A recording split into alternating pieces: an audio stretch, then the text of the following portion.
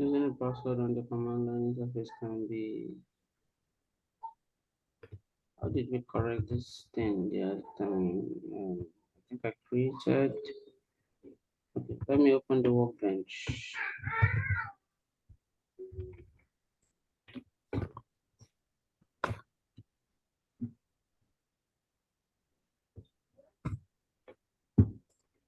Let me close this guy.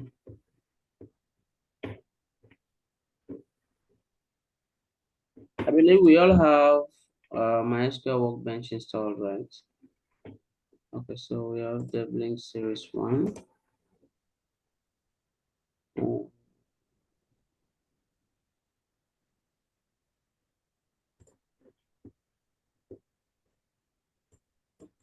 Okay, so DevLink Series 1.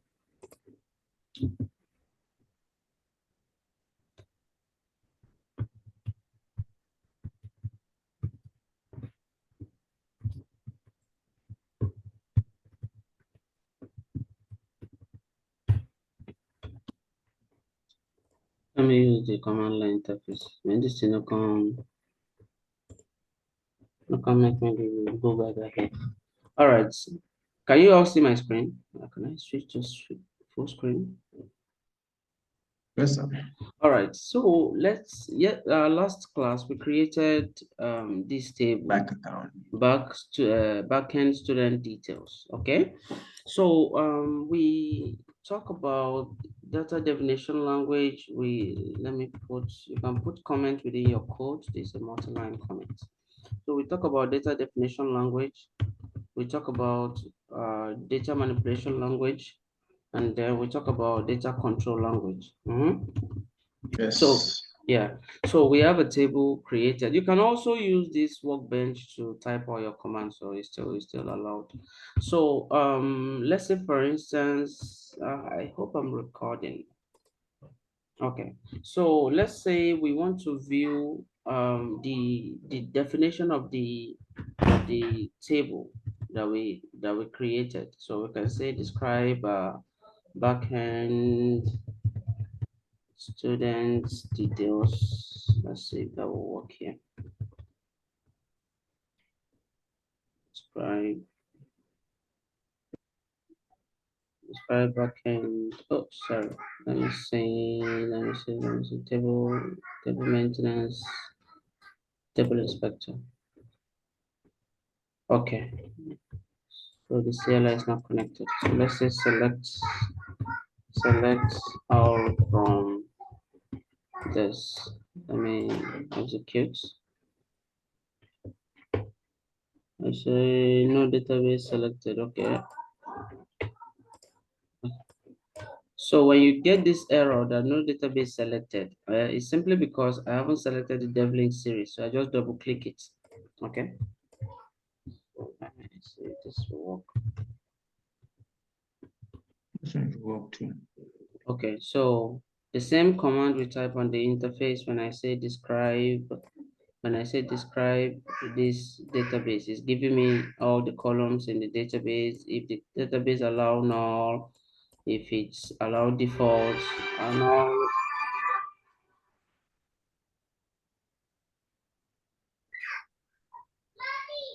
Hold on, please.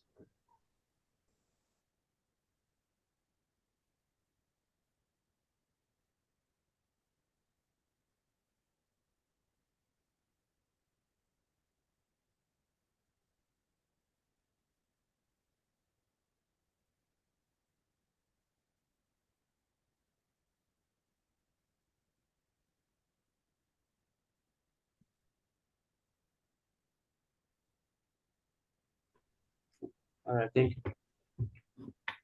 Okay, so if you want to select all the records from the table we created, you say select all from the name of the table. So it has first name column, last name column, age column, address column, gender column, date of birth. And the first name Mohammed Ahmed 23, this. Okay. So let's do something.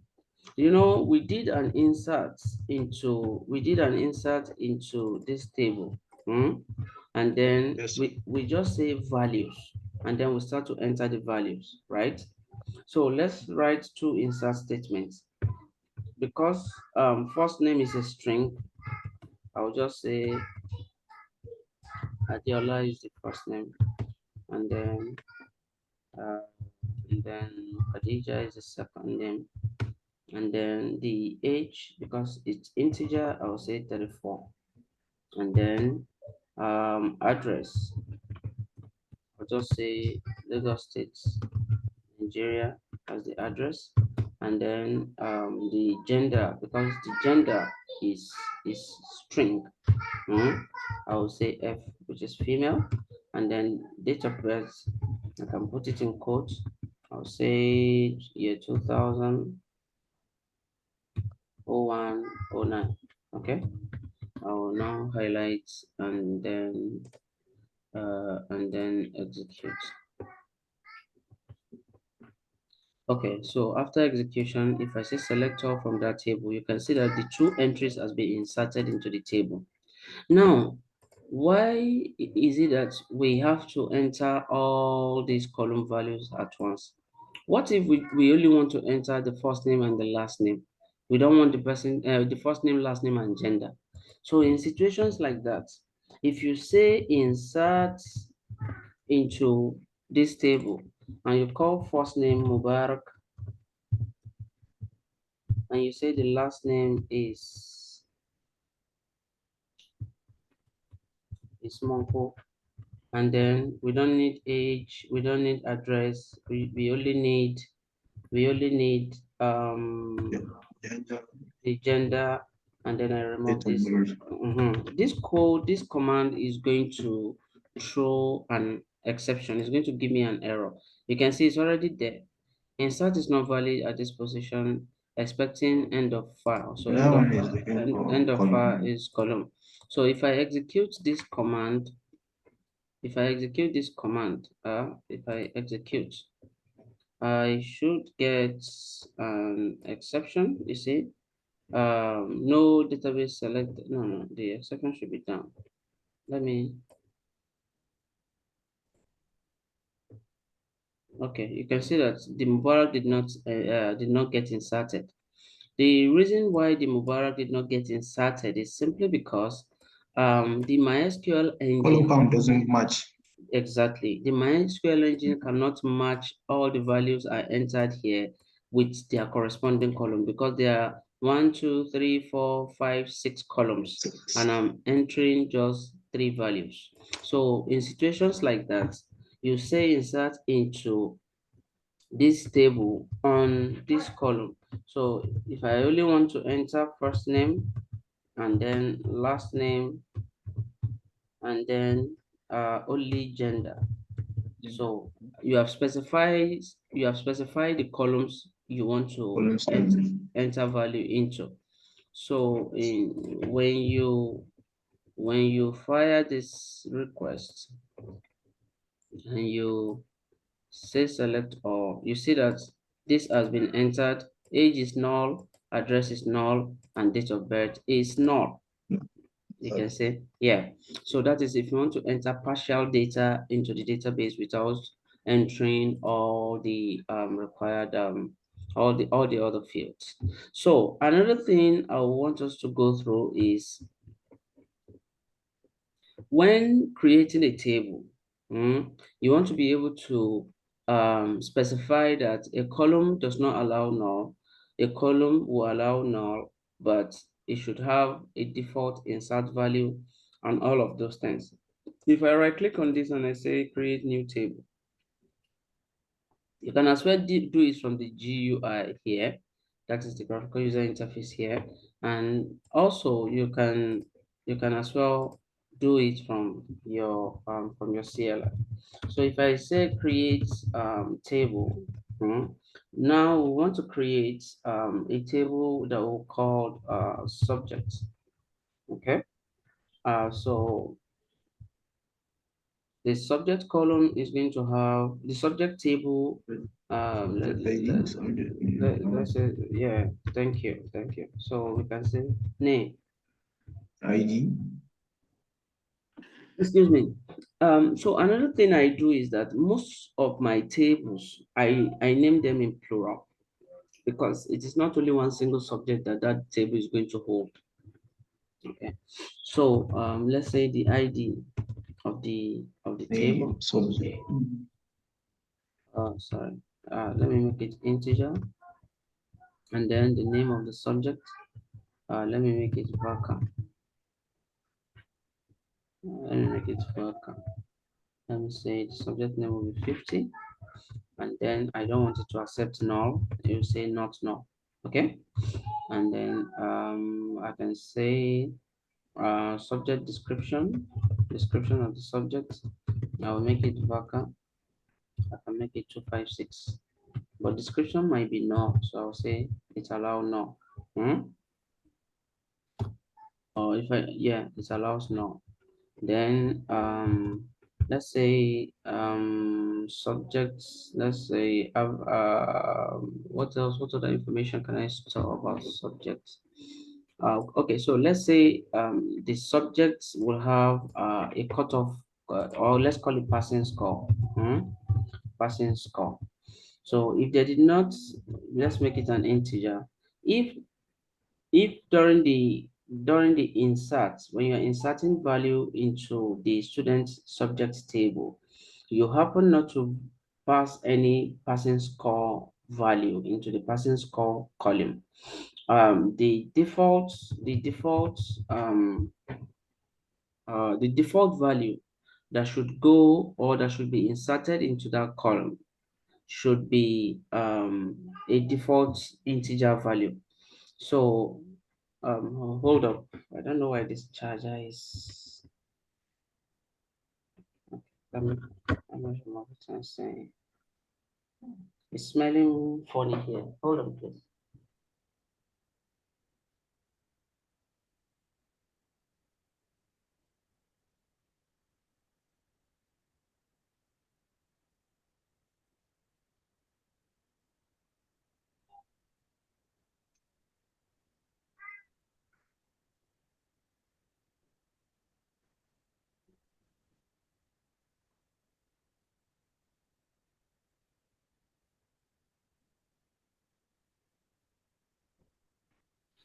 Okay, let me try it now.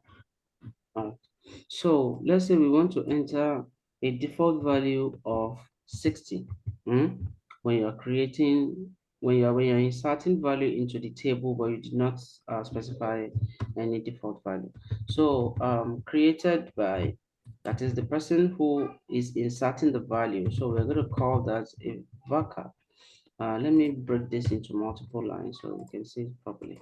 So we are going to make that a varchar value, and then the length will be 50, and then we will have created date. Mostly all your database table should have something like that. So this will be dates, and then we can specify default. Hold on. Hanging, now responding.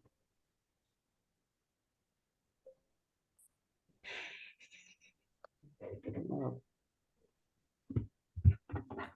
please hold on. System to Yario.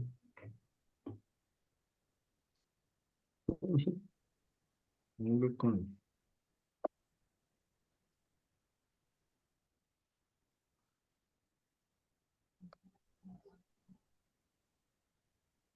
Uh,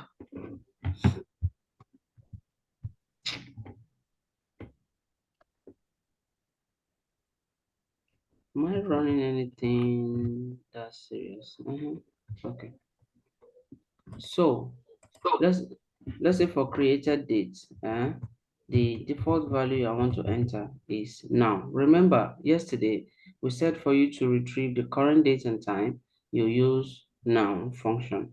For you to retrieve only the current date, you use current date. I hope you can still remember that, right? So let's. Uh, uh, what am I running that is heavy like that?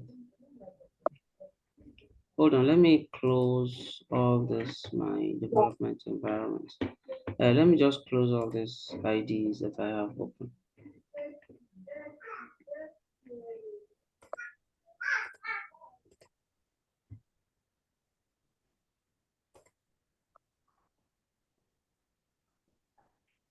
Let me just close all of them.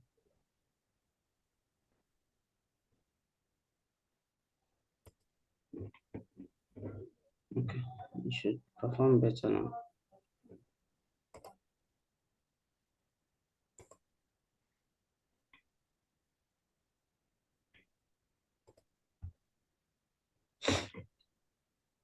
Yes, okay.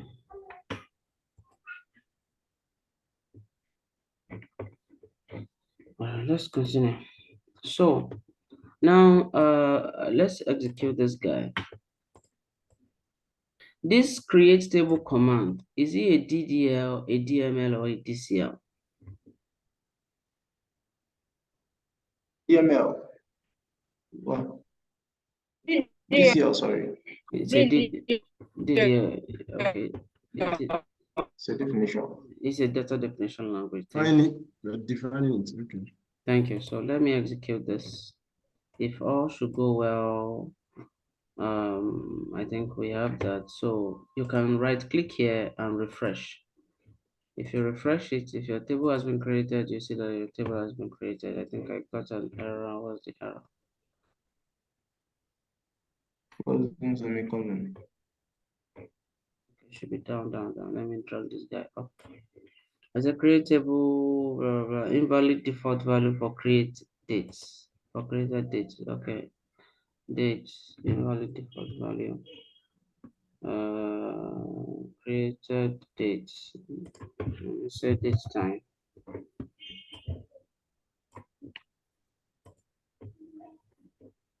Okay, so when I refresh here, you can see that I have my table here now. Student subject. Can you see it? Student subject. So if I want to retrieve what is inside student subject, or I want to describe student subject, I will say describe, I'll say describe student subject. Okay. So I'll fire this request. Now, when you fire this request, you realize that it's telling us that the ID accept null. Yes, the name does not accept null. The description accept null, and all of this accept null. But this guy has a default value defined on it, which is passing score 60. And this created date has a default value defined on it, which is called current time stamp. Okay, so let us do an insert onto this table. So I'll say insert into, we want to see how the default works, and we'll quickly move up. Insert into this table. I will say values. Remember, we can partially insert value into the table by specifying the column. But now we are not going to specify the column because we've already specified some default value. So we'll only insert ID, which is one. The name of the subject, remember, it is a varchar, like a string. So we can say geography, and then we have description. I'll just enter description in description Farouk, text. sorry to interrupt. Okay. Do you have much to cover? So, no, I not really much. Not really much. All right, let's by 11:15, let's end the class and go into Java, advanced JavaScript after the break. Okay. Let's take 15-minute break at 11:15. Okay. And then we'll go into advanced JavaScript. Okay. Thank you. All right. So let me terminate this here. So I'll put description here, and then I want to enter. I've entered ID, Passing name, score. description. No, I'm not going to enter passing score because we have defined a default Because you already value have a on it. default. Yeah. So created by, I can say created by Farouk Ahmed. Okay. So let me fire this guy, and then let me check the output log here. It said insert complete column count doesn't match value count at row 0. So in situations like that, you come back here, you specify ID, subject name. Maybe is it only name? I think it's only name. If you look at it here, look at it here, ID. Then the next one is name. Then we added description. We added description, and then we added created Passing score. created no, we didn't enter passing score. Remember, we defined the default value on passing score. So I'll fire the request and I'll come back here and say select all from this table. So let's say select all from this table. So you can see 60 is entered by default, even though we did not use 60 didn't here. specify anything. Yeah, and then the date is entered for us by default, even though we did not specify the default date inside of the insert statement. So that is just one of those ways to insert values or partial value into your table. Let's quickly let's quickly take up some other parts of the MySQL. So what I want you to understand is that the little time we have to spend together, we might not be able to cover everything. But the thing is that the group is there for you to ask any question. And then I'm going to drop some other materials for you to read. So this line that we find ourselves, or this career path that we found ourselves, it is not for the weak mind. You have to be willing to sacrifice time. You have to be willing to sacrifice, yeah, to sacrifice time to sit in front of your computer for hours and hours trying to fix a particular problem. Then the community is there for you to drop your message if you have any message and all of that. So let's quickly also deal with, we've already talked about database table. Now, in your career path, you'll be hearing database object, database object. What are database objects? So basically, database objects are basically any kind of element or containers that you create within your database. I use the word container because everything in almost 80% of what you come across in designing database is used to hold data. Either you are creating a view, or you are creating a database, or you are creating a stored procedure. You understand? They are used to hold data. If you are creating like a trigger is used to create a trigger on a column on a particular action. So when you insert value into a table, you can execute a trigger. All of those things are called database objects. So if you say database objects are what? Tables. Mm? There are views, that is, you can create a view. Views are tables that are created from two or more underlying table. So a view is like a table from the outside, but internally it's not created as a table. It is just used to consolidate data from two or more tables. So let's say, for instance, I have backend student details, and I have student subject, and I have, let's say, lecturer table, and I want to instead of me writing a query to query between those three tables using join, I can easily create a view where I get the student ID, I get the subject ID, I get the lecturer ID, I get the student's name, subject name, lecturer name, the date the student joined, the subject that the student is offering from all these three tables, and I will present it as a view. Then I can query that view directly within my SQL query language. Are you with me? So Yes. here, okay, I was talking about objects. So you can have tables, you can have views, you can have triggers, you can have procedures, or they call it stored procedures, SP. Let me write it in full. Stored procedures. You can have stored procedure, you can have functions. You understand? You can see this is a view. You can right click here and say create a view. So you can have stored procedure, you can have functions. Those are database objects. Last week, I said a table is also referred to as what? Hmm? Okay, for the record, a table is also Relation. yes, a table is also referred to as a relation or a model. So when you're working as a backend developer, you will see that within most of your projects, you call table a model or you call a table an entity. So table, the word table is a database terms. Then entity is also a database terms, or relation is also database terms. But when it comes to high level programming languages, they call it a model. Now, columns are also referred to as what? Attributes, sir. Attribute Yes, sir. or Domain, domain. And then rows are also referred to as what? records, or tuples. Tuples. God bless you. You see all these things, why I'm mentioning them is that you will come across them. Insert record into that table, you'll be looking at what's record. All these things are just different name for the same thing. You don't understand? Different name for the same thing. You get, there's a person die, you say no, you know die. He has gone to join our Father in heaven. So where is our Father? They are in heaven now. Will you be alive and go to Our heaven? Father who art in heaven. You have to be dead for you to join our Father in heaven. So it's just different names that is used to qualify what? Death. So that's it. So please, let's take note of that. Also, data definition language, we've talked about that. Data manipulation language is used to manipulate records within the database. So let's quickly manipulate one or two things. Here I have all this, right? And then I want to calculate. What table is this? Student, no, let me use this one.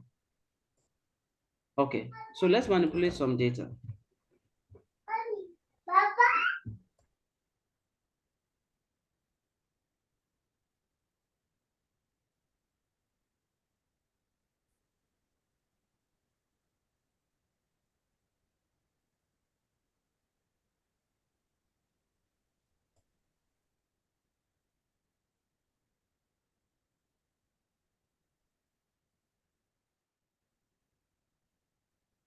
Hello, can you hear me? Yes, Yes, you can. Okay, so let us do some manipulation here. So let's say, for instance, I want to calculate um I want to get the number of females that are in the backend student details table. So those are basically just a manipulation things. So I can say select count. I can say select count. Hmm? Oh, let me execute this one first, because when you work with too much of database, you will not know which command is for which ADSF. But let's see. Okay, so this is valid in SQL Server. So let me remove this. Select count.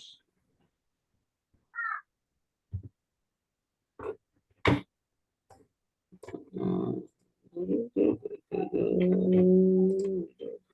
Hold on, please. So you can see what I'm trying to execute as a command Select now. cancel is correct now, Farouk. It's correct. So I don't know why this thing is now. Okay. So here I just executed this first. So what we want to do here is that we want to count the number of females that we have in this student backend student details table. So I can say select count all from this table where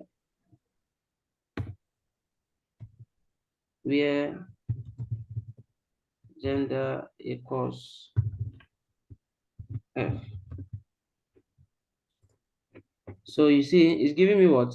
True. Yeah, it will give me true because the total number of female in this class is what? True. So if I want to change it to that of male, I will put M and then I will execute. It's going to give me 1, you see. So one of the most widely used command in most relational database query is select. One of the most widely used one is select, because I can easily just say, let me see if this will work. You can see I just say select 2 plus 2. It's giving me 4. I can now change the alias and say arithmetic, and I execute.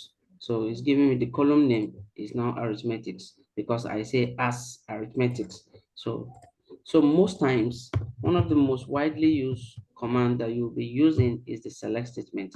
So the data manipulation language are basically just used to manipulate all of this thing that we talk about. Let's do one more thing. Let's do one more thing. So we have okay, so let's say for instance we want to write a query that is going to merge the first name and the last name together as full name, and then retrieve the gender. Okay, so it will do what? Merge the first name and the last name together and then retrieve the gender for us. We can easily say select um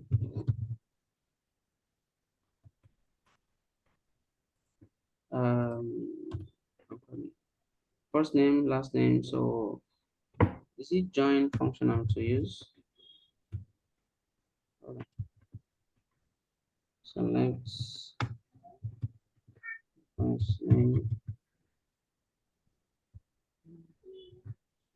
Can this work? Don't mind me. Let me try different places. Okay. Let me come back here. Where's the table? Where's the table? Where's the table? Okay. Okay, but is there join in MySQL? Yeah, I said join. Is there concat?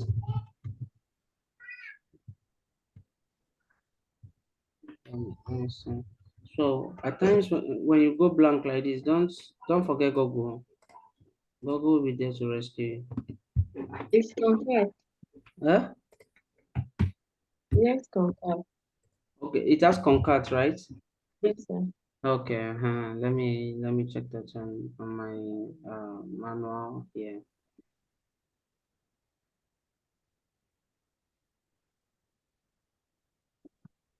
Yes, sir.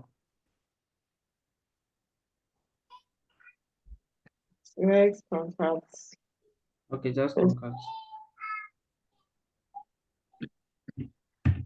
Okay, so Yes, sir. Sorry. Hello. yeah, I can Can hear you. I can hear you. you hear me, sir? I can hear you, but your Sorry, line my is my breaking. own work. What about now? Yeah, it's clear now. Okay, my own workbench is looking different from yours. Sorry, sir. I don't know. Maybe you have not logged in or something. Yeah, share your screen. Let me quickly look at it before we Okay. move on. Is there any other person having issue using that workbench? No. No, my own question, sir. Mm-hmm. Using the I uh don't think I can share screen. You know, you are sharing your screen presently, sir. Okay, let me stop sharing.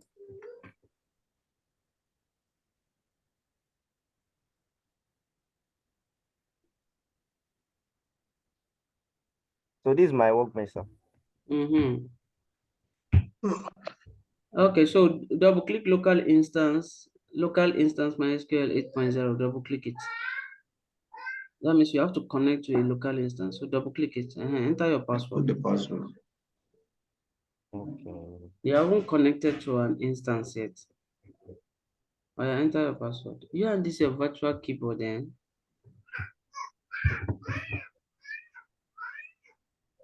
okay, when doing that, sir, is it better to use workbench more than the command line? Ah, Command. yeah, so it's better to use workbench too. When you're Okay. working on a big project, you not even Okay. remember command line exists.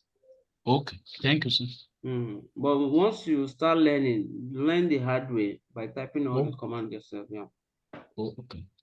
Connect. Can you connect now? Okay. So click on schemas under administrator. You are on administration tab. See schema. Bring your mouse I, down. Bring your mouse down. Bring your mouse down. Small. That okay, is okay. concatenated. Oh yeah, click on that schema. Yeah, I know. See the database. Any database you want to use, you have to double click the database. It will not be bold. Okay. So you can continue. You can stop sharing. Stop sharing. Let me continue sharing. Okay, sir. Thank you, sir. All right. I'll stop it. Okay, so let me start recording.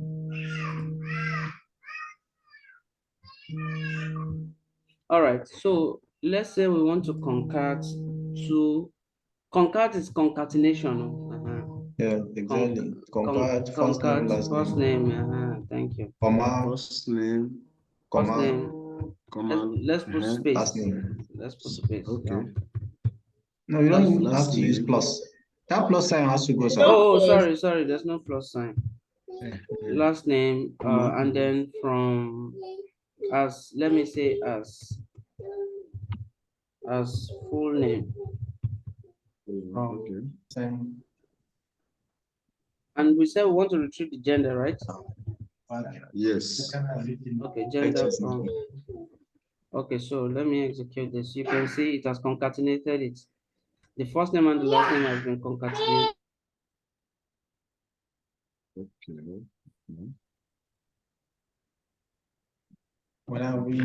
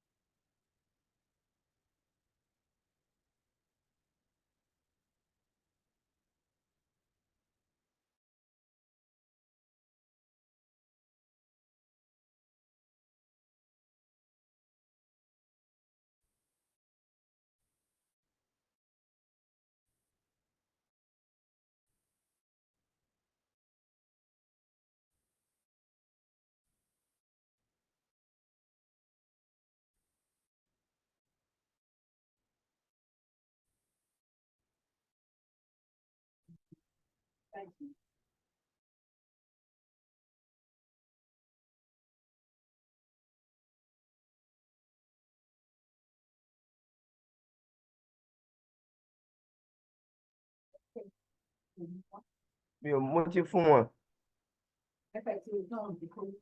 Ah, Hello, can you hear me? Hello, can you guys hear me? We Yes, can sir. hear you, sir. Okay, sorry. My daughter was disturbing me. So we've said concat first name and space last name. If we want to do this, you can highlight and execute. So it will be first name, last name, Okay, let's I put don't. space. Yeah. Okay.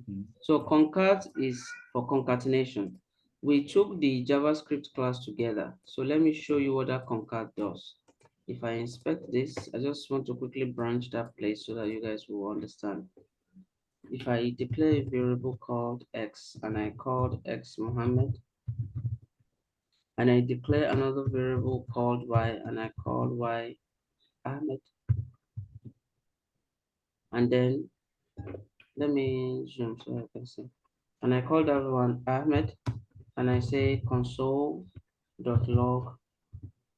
I want to concat Ahmed and Mohammed together. X and I'll Y. say X plus Y. Y. But it will be two jam packed together. So I'll put another plus Okay. here Plus and plus. I'll put, With a space. Space. yeah. So, and I'll Minus do this. Then I'll press enter. You can see it's now Mohammed Ahmed. Mohammed Do Ahmed. you understand?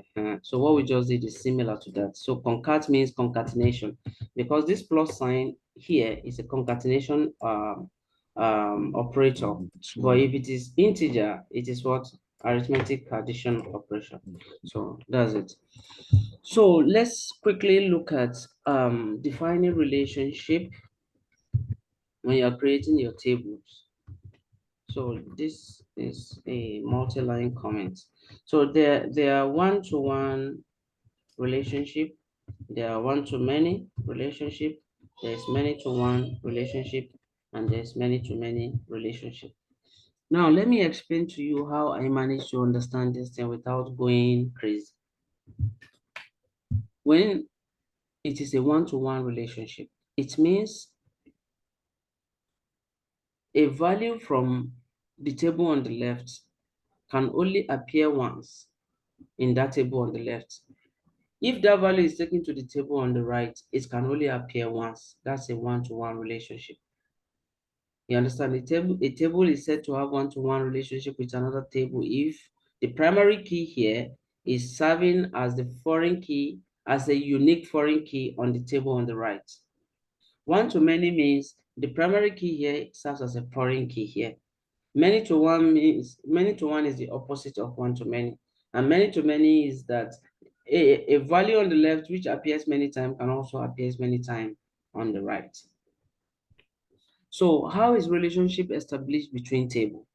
So in the example of backend student details and also student subjects, if one student can only if one student can only take one subject, that kind of relationship is what? One-to-one. One-to-one. That is, one student can only take one subject in that school. But in some schools, one student can take many subjects. So between student and subjects, that's how many, what type of relationship? One-to-many. One-to-many. One student, many subjects. Yes, Many one subjects. student, many subjects. Or you say many subjects, one student. That's many-to-one. Like I One said, is student. the opposite of the other one. Opposite of that. You understand? Now, if many students can take many subjects, what kind of relationship is that one? Many to Many-to-many. many. Many-to-many. Okay. Oh yeah. So let's start from the beginning. If one student can only take one subject, which is the parents' table? Is it student or subject? Come I again, didn't- sir. The parents should be student. The parents should be students because a Yes. subject cannot exist without students Yes. existing. Do you understand now? Yes, sir. You cannot create a course in a school where nobody is attending the school. That's why when you create Yes. school first, you get students. Then you start creating courses. So the parents' table is the students, while the child table is the course. Let's take another example. Between how will I say, what example can I use now? What example can I use? Okay, so let's say there's a car table and then there's a passenger table. A car can have many passengers and many passengers can be in a car. So between a car and passenger, it is one to many, right? So which one is the parent table?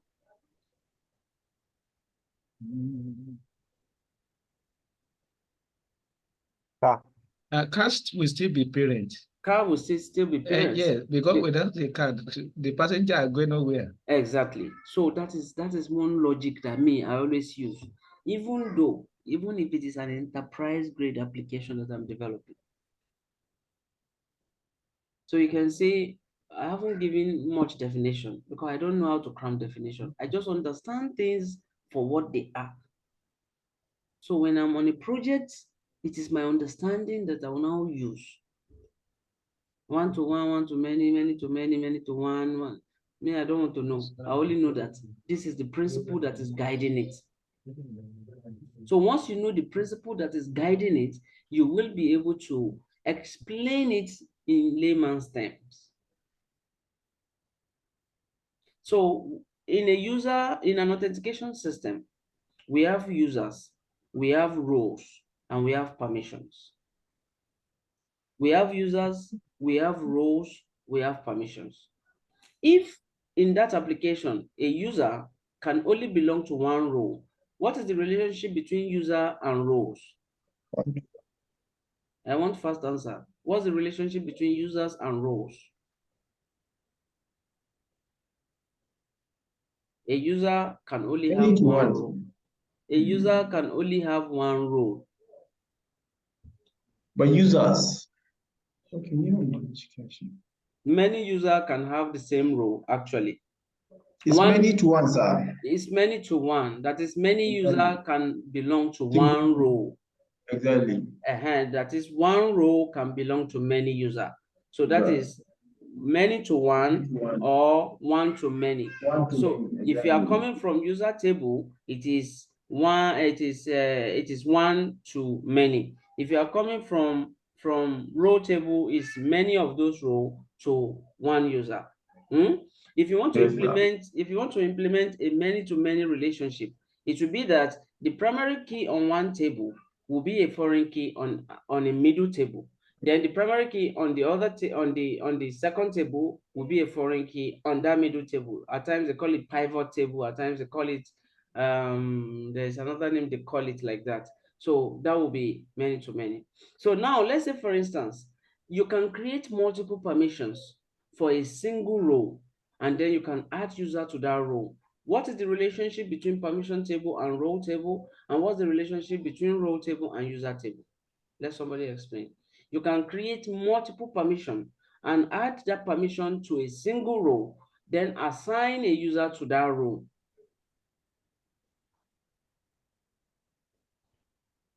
So this is it. We have the permission table, we have the role, and we have the user. Can you see it? Yes, sir. So on the user, 1, 2, 3, 4, 5. On the user, you can have name, you can have age, You can only have one address, for multiple permission. and then you have role ID. On the role table, you can have ID, that's the role ID. You can have the role name, you can have description. You can see this is the only thing that is on the role table. On the permission table, you can have this. You can have permission ID, you can have permission name, you can have permission ID, you can have permission name. Let's put permission description. And then let me remove the last one. So let me come here and push this one down. Let me push this one a little bit down, then push this one a little bit down. So you have the permission ID name and description. You have the role ID name and description. Are you with me? And then you have Yes, sir. the user. This is a user table, name, age, address, and then the role ID is here. Can you see it? Now, in this permission here is just we are creating an abstract. It's not like a real thing now. We are just creating it abstract. But here you can create multiple permissions, and then you assign roles to that permission. So though on some system you see that permission and role table will be permission and role will be on another table, but for the sake of description, let's put role ID here. Do you know that the ID on this one, anywhere you see FK like this, foreign key, sorry, PK is primary key. This guy too here is primary key. A primary key is a column that uniquely identifies every row in a table. So let's call this an ID, and we'll call this a primary key. So all of this table have primary key. All of this table have primary key. All of this table have primary key. I have an assignment quickly. Go and study what normal forms are. What are sorry, normalization in SQL. Normalization in SQL. So let me give you a glimpse. There will be first normal form. I'll just say NF. There's second normal form. There is third normal form. There is fourth normal form. Some people say there is. And then there is boys called normal form. There is boys called normal form. So you can study about it. So this table has a primary key. This one has a primary key. This one has a primary key. But in the user table, we have the role ID. Because it's a primary key here, it means it cannot duplicate itself here. So what that means is that Foreign key. yeah, what not able to duplicate itself means is that, let's say for instance, as primary key here, we have 1, and then name, the role name, let's call it admin role, admin. And then the role description, let me just call it admin description, right? Admin description. You see, this thing that we have here, we cannot have it repeated like this again. This is valid, but this is not valid because ID is a primary key. It cannot repeat itself. A primary key cannot repeat itself in values. So this can either be true. I don't know if I'm making sense. So the next one, is this a valid? Will this go? Would this would the database allow you to insert this third record? No. No, sir. because of that too. Yeah, primary key is, so it has to be unique. It mustn't be 3, but it has to be a unique value. Do you get? So now let's Yeah. come down to the user table. Because user has an ID, there is also a primary key. Let's call this user Saka, and then Saka's age is 3. And then Saka's address is Lagos State. It's Lagos State. And then Saka's role is what? Let's give Saka, this one is an admin, this one is user, and then this one we can call it principal. Let's call it principal. So Saka is a principal. What will I put in the role ID? 7. 7. God bless you. You get. So if I copy this again and I paste it here, tell me what is wrong in this second one I pasted? The role ID. No. No? Yeah. Okay. The ID primary key. God bless you. The ID primary key, because it cannot repeat itself. This role ID is a foreign key here. Okay. Let me Yes. put it's a foreign key here. Because it is a foreign key here, it can appear multiple times here. That is how they mean when they say one to many or many to one. This is one to many of this. You see, one to one to many. I don't know if I'm making sense. Okay. Yes. Okay. Yes, boss. That's what they mean when they say one to many. Do you get? Yes, sir. All right. So that's the idea between one to one, one to many, many to many, many to one. Okay. Yeah. So Please, let's I want use. to ask a question, please. I'm with you. Is that in Kim? Yes, sir. All Please, right. there are some that are highlighted blue, there are some that are black. What's the difference? Sorry. Which one is that? Like some that are in blue, as in the This font one. color. This one. Yes. There are some That that blue mean It's just Then- it's the editor it's the editor that that is makes it saying like this is that. not default value. okay. If I put it Thank in, if I put it here now, you You're see. saying that this name is a reserved name. Yeah. Okay. No, I don't think admin is a reserved name. Yes. I don't think admin is a reserved name. So, Okay. Thank you, sir. all right. So that is basically all there is to relationship and all of that. So let's quickly create a table using the GUI. I can call the table test table. Please, before we move on, sir, the question. Please, how do we recognize an error and prefer solution? Like for instance, now when we were firing some commands the other time, that was not correct. If you scroll down, it will give you some instructions. Blah, blah, blah, blah. Like, how do you recognize which way to go? God bless and you. the possible solution? God bless you. So, let me take it from where you didn't expect I would take it from. You see, this programming field, learning a new programming language is like learning a new language, any new language. Just like now, I'm struggling to learn Arabic, apart from the fact that I can read the Quran and understand it to a certain extent. I'm learning to learning the Arabic language to communicate with people using Arabic. You see, learning the language is one thing, but when I start to speak Arabic in the face of expert or someone who is an Arab, they will see a lot of fault in my language syntax. You understand? Like if I want to say ta'al, I will say ta'al. They get the message. You understand? So it is the compiler that is the expert. The compiler will now be telling you that there's an error in what you just did, and this is the possible problem. But sometimes it will point it out. Sometimes it will not point it out. It will point you to the reference or manual. You understand? But most times, because of experience is you stumbling on a problem. You spend hours trying to fix it. Somebody now came and said, This is what you should have done now. You have already, see, anywhere you see that problem, you will know the solution. That is what they call experience. But if you didn't try anything new, how will you stumble on a block? And how will somebody help you out? Experience will not come only by reading. So most times, let's execute something that will not be correct. Insert into this. Let me remove one of this. Let me highlight and execute. See the error here. See the error here. This is the last. It's always at the bottom. You can see it. Let me see if I can even clear. Let me clear.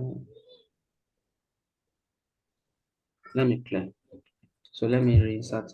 It's saying that insert into student subjects name. This is basically what I wrote. Error code, this column count doesn't match value count at row 1. Wait, though. Okay. You see, when you are doing anything in any programming language, Java, C#, C++, Objective-C, anything, the compiler might not give you exactly where the problem is, but it will point you towards that direction. This one tells us that column count doesn't match value. This is column count. This is value. At row 1, this is what? Row 1. You know, when I highlighted this thing, okay, wait, let me shock you. I cannot shock you. Okay, wait, let me do this. Let me do this. Let me insert. Okay. You see that the error is in row 1. It's telling us it's in row 1. Okay. I didn't mean the error is in row 2. I will do another one that the error will be in row 2. It's not telling us that the column count doesn't match the row count. So what do you have to do? What you need to do is count this 1, 2, 3. You count this 1, 2, 3, 4. You can see that the column you are trying to insert into is lesser than the values you are entering. So what do you do? It's either you remove one of these or you increase one of these. Yes. You understand? Yes. Is either, yeah, exactly. So most of those errors are like that. It will point you somewhere. It is just for you to be able to listen and hear what the compiler is telling you. If you are able to listen and hear what the compiler is telling you, I'm trying to look for another error I've been facing for the past 3 days. There are some will point you towards the direction, but my guy, you will need heavily intervention to be able to solve it. So, but but those are what they call experience. Do you get? So let me now undo and put. Let me undo and put. So it's 1, 2, 3, 4. 1, 2, 3, 4. Okay, so let me remove this. You see, I've removed this, and I'll break this one down. Then I'll highlight and fire. It's telling me you have an error, blah, blah, blah. Syntax, check the manner that corresponds. Okay. See, it's telling me that I have what? In line what? In line 3. In line 3. This is line 1, line 2, line 3. What is the problem? I put a comma here. Okay. So let me highlight and fire. There's another error. You'll not be tired, new. It says column count does not match row count. I have 1, 2, 3, 4. This one I have 1, 2, 3 alone. If I just put quotes here like this, you see that this guy will go. That's fire. You see? Chicken. So it is like that. Computer, once you are not getting the result that you expect, you are not doing something. You are doing something wrong. Once you don't get the result you expect, you are doing something wrong. It's just a fact. All right, so let's welcome any other questions. So here we can quickly create a table. We can call this. How did you enter here, sir? Okay, let me go back and show you. Don't save. Remember, I said that there are things called database objects. All these are database objects. These are database objects. So I want to create a database object. I want to create a table. Or I will say I want to create an entity You understand? Or I will say I want Okay. to create a relation. Model. So I will right click A on relation. table. Yeah, I will right click on Okay. table and excuse me and say create table. Yes. So Okay. here I will call it lecturers table. Lecturers table. So there's something called character set. Just leave it at default character set. The character set is how characters are represented on that server. You understand? You know, we have Okay. Unicode character, we have ASCII character, we have different. So the engine that we want to use, we are using the InnoDB engine. You can add comments about the table. I can say this table holds lecturers information. Okay. You understand? So let me bring this one down a little bit. Let me drag this one down a little bit. Okay, so I can now start to add column. So I can say ID of the column. I will make it a primary key. Remember, P key. Once you click on it, you see a key here. Yeah. You understand? Okay. So the data type of the ID, these are different data type. So let's quickly walk through this data type. Integer data type in JavaScript, it is what? Number. God bless you. Number. Varchar in JavaScript, it is what? String. A string. Decimal in JavaScript is what? Numeric number. It's still number. Datetime. Like It's number with decimal points. like Yes. decimal. Yes. So datetime in JavaScript is what? Data. Datetime. Blob in JavaScript will be what? Object. Object. It's good. You can say object. Yeah, it's valid. You can say Exactly. you can say string. So binary in JavaScript will be what? 0 and 1. Is It's 0 and 1. and 0. Oh yeah, Yes. so 0 and 1 in JavaScript can be represented using what? Numeric. Number. Boolean. Boolean. True or false. Boolean. True or false. True or false. So you see, now let me give you a catch. Long blob and blob is the same thing. No? It's just that this long blob can store more blob value than blob. I don't know if I'm making sense. Okay, like long int. Yes. In Okay. SQL Server. Okay, let's move to SQL Server.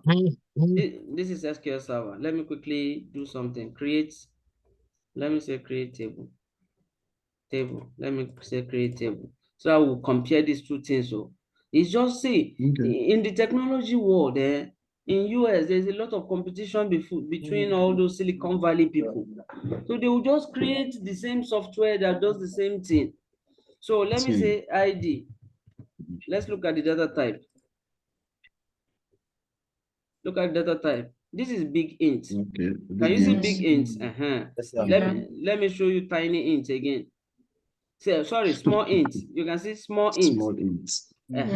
There is small money too. Big money. Karabin kudi. You understand? It's the same thing, no, but the space that the number of characters that the volume it can take. See, there's even tiny int.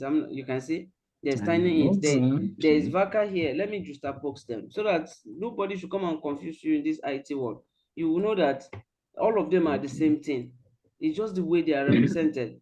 So look at this. This is SQL Server on the right. This is my SQL on the left.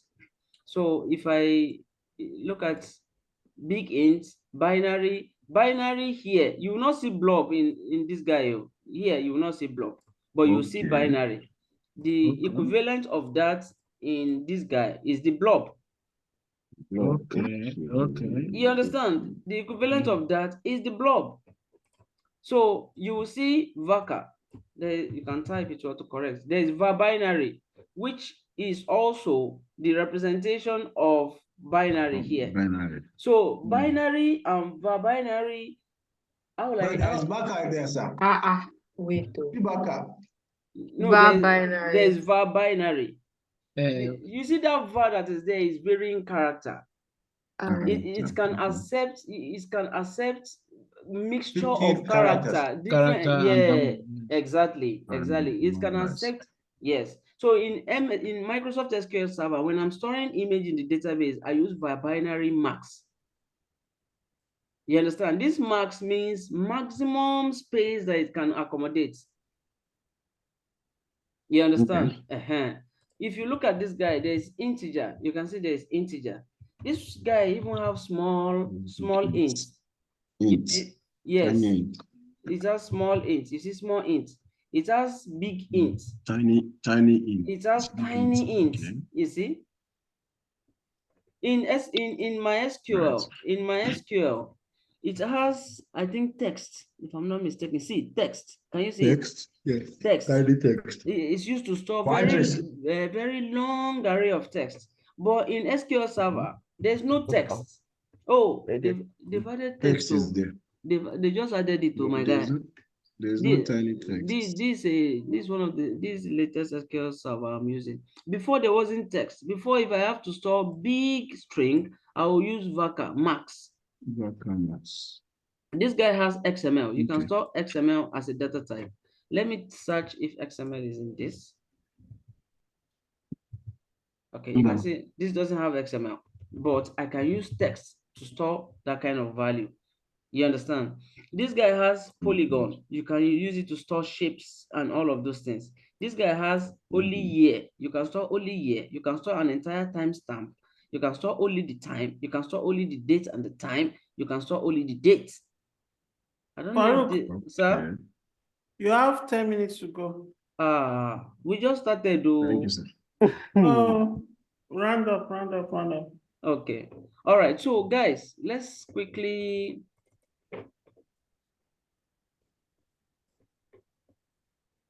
We are creating digression anyway. Okay. Let me maximize this. So let's quickly do this. Integer is primary key. Lecturer will have name. You mark PK and NS, sir. Okay. No, once you mark it as primary key, I don't know what NN, not null. Sorry. It's by default, not null. Anything that is a primary key must not allow null. This UNQ is unique. I know this one. This one is binary column. Okay. Unsigned data type. Unsigned data type. So they just have different this thing. So name VACA 48. I don't want name to accept null, so it is not null. That means you cannot enter null in it. Okay, so let's say address of the lecturer, and then we can address is a very long thing, so we can say 128. 128. So an address should allow null, so I will not check it. You understand? So let's say that is what we have. I can save it. If I refresh this guy, oh sorry, apply. This is the SQL query that will be used to create that table. So when I started my SQL, then I will just do it from the graphical user interface here. I will not come and be learning the code. I will say, okay, integer not null, okay, VACA not null. If I want to, okay, what if I want a default value? Let's say in this guy here, I want some default value. So if you don't enter your name, let us enter your default as Mr. Lecturer. Mr. Lecturer, I will apply. Okay, default, Mr. Lecturer. This is how me I learn. Okay. So you understand, it will generate it for you. If you copy this thing here, and then I did not click apply again. I did not click OK in that place. And I come here and I execute this guy. And I highlight it and I execute it. If I refresh this guy, it will create the lecturer table for me. Did you say something?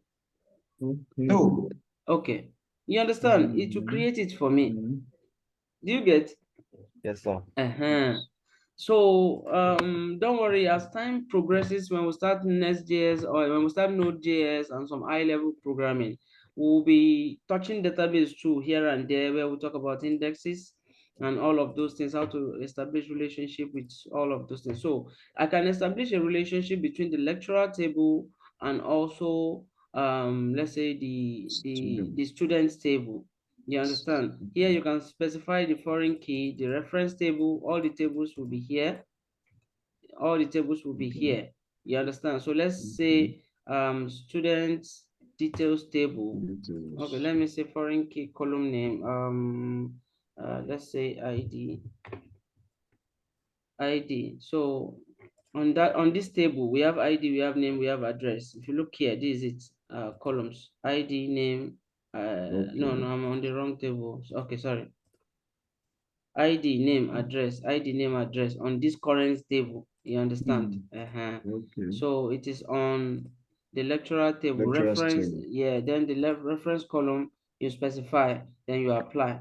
You'll see that it's to create relationship between this table and the other table. So let me welcome any question, and then I'm going to share a very comprehensive MySQL book with you, which really helped me to back then. So let me have your question. If you have any question, if you don't, then we can call it a day. I'm sorry, we can call it a break. You cannot call it a day. A break. Any question? Any question? Can you give us assignments that we can be battling with? Oh, definitely. This is it now. All these ones I was explaining, so I'm gonna copy this, or let me just leave it on your. Okay, let me copy it and send. I will send it to you guys in the group chat. So you create the relationship like that. Yeah. So this is a foreign key here. So this ID is a primary key, role ID is a foreign key here. Role doesn't have a foreign key, this doesn't have a foreign key. So we are going to have another table called user role permission, sorry, role permissions. So here we are going to have this. So we are going to have role ID. Role ID is going to be a primary key, so it's going to be a foreign key here. And then we are going to have permission ID. Permission ID is also going to be a foreign key here. In the meantime, we can have an ID. So ID will be a primary key. Every table must have a primary key.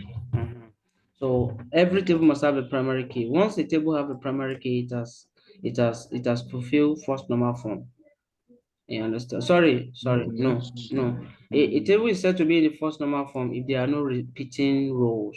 You understand? If there's a row that can uniquely identify all the values in that table is in first normal form. You understand? Yes, sir. Second Yes, normal sir. form like this. Yeah, I can hear you. That place that we have under the row, that number 2 is supposed to be user description, right? This one? No, that under row. Number the this ID. row. ID here. ID 2. That admin description is supposed to be user description, right? Am I right? No, it can be anything, no, because the column It name can be is anything. the column name is just description. It can be Description. anything. It can be anything. Here, the column name is description. That means whatever thing you enter here, put a description that describes it here. So I can just say this is an admin row. It's just a description, no uniqueness. Yes. Okay. That's what I'm saying. That description of the name that we put. Yeah, the description of is it. what is going to be there. Yes. Any other question? And this assignment, I don't really understand. Like, what are we doing? What are we actually? So you are going to create a table called permission. You create a table called role. You create a table called user. You create a table called role permission. On the permission table, it's going to have 3 columns. Sorry, it's going to have 4 columns. Let me remove. No, three. Sorry, it's going to have 3 columns. It's going to have an ID, which is the primary key. It will have a name. It will have description. On the role table, it's going to have ID, name, and description. The user table will have ID, name, age, address, and the role ID that the user belongs to. And there will be another table called role permission with ID, role, and permission ID. So on role permission, the ID is the primary key, while role ID is a foreign key and permission ID is also a foreign key. So there will be relationship between role permission and the role table, and also between role permission and permission table. There will as well be another relationship between user and role table. So I'll copy this and send in the group. So we now enter values. Huh?